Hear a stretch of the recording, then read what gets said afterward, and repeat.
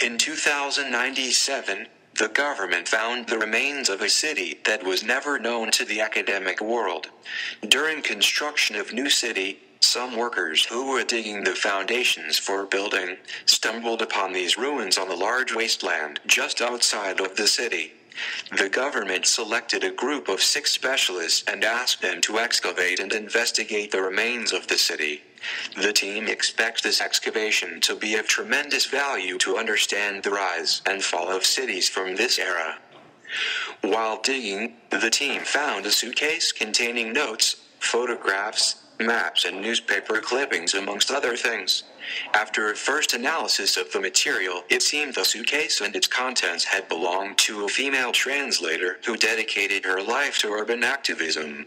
There was no doubt that this material would form an important foundation to understand the city's society, culture, politics, economy, and religion, and that it could even hold the key to understanding the reasons behind its destruction.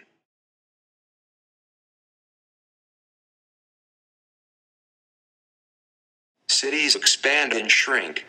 The high population density of one city is expanding into the next through infrastructures. On the flip side of the coin, some cities disappear. This city was redeveloped and shortly after that became totally abandoned. In an attempt to fight the slums, the city government apparently started a highway development project with the tagline, creating an urban mobility plan as well as a housing redevelopment project entitled Masterpiece City.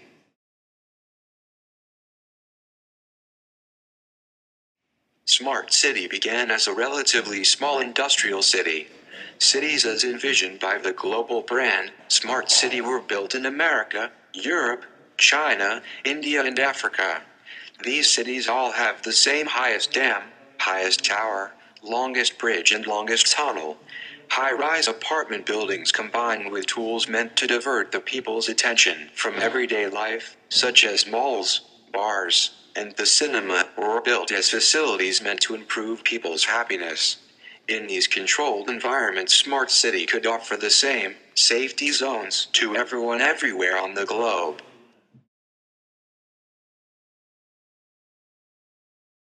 The Joseon Project is the first large-scale urban development project.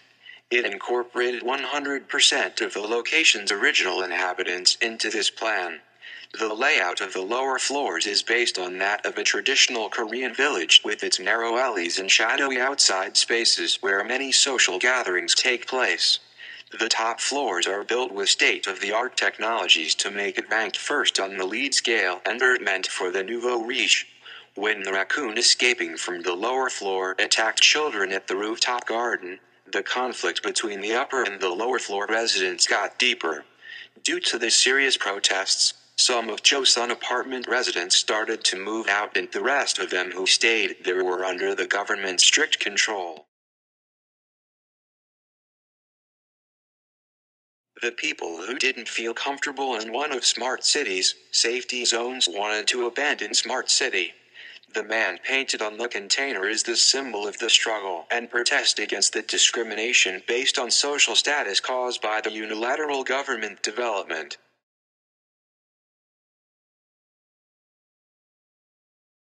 They chose the underground rather than the upper ground and built a city as an experiment for a different way of life. In the suitcase, we found some examples of this underground society built by people coming from a different political, economical, and religious perspective. We couldn't find any clear reasons why exactly the refugees from Smart City had built this underground society. Even the manifest leaves us in doubts concerning the reasons of the underground city rather than providing us with a clear perspective. The government claimed City of Roses, while the remaining people in Smart City were trying to find a way to reconstruct the social fabric through art and religious activity. The distinctive feature of this city is its pre-installed social fabric. City of Roses manages its community from within and lets its inhabitants share their lives and futures.